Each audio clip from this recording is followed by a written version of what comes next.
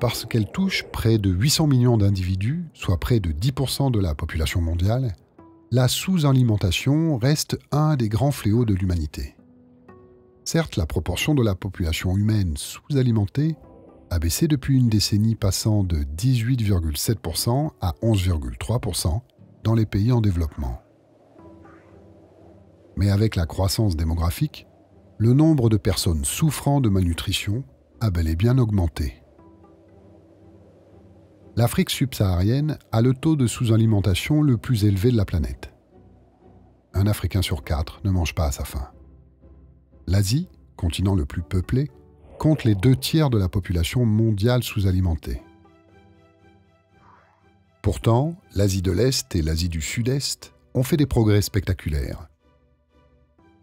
Dans les années 70, 40% de la population était sous-alimentée. Aujourd'hui, 10%.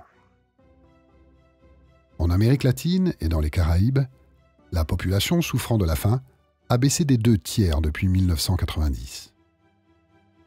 Cette sous-alimentation peut conduire à l'état pathologique que désigne la malnutrition.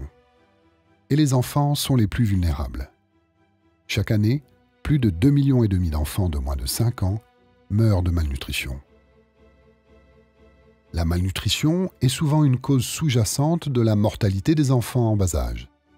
Et lorsqu'elle s'ajoute à d'autres maladies comme le paludisme, le sida, la pneumonie ou la tuberculose, elle aggrave l'état du petit malade et précipite sa mort.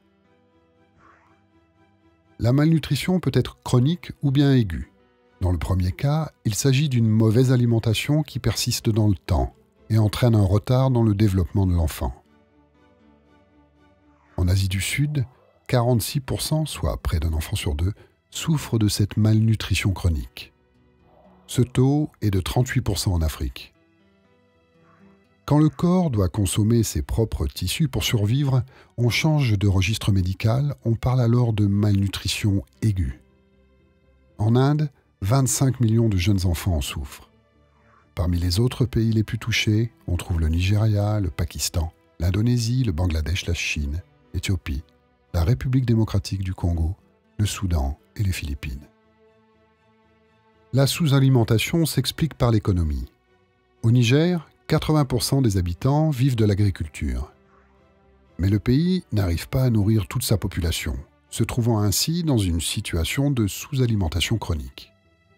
Un manque de pluie, de mauvaises récoltes, et c'est la crise alimentaire, comme celle de 96, 2005 ou 2010.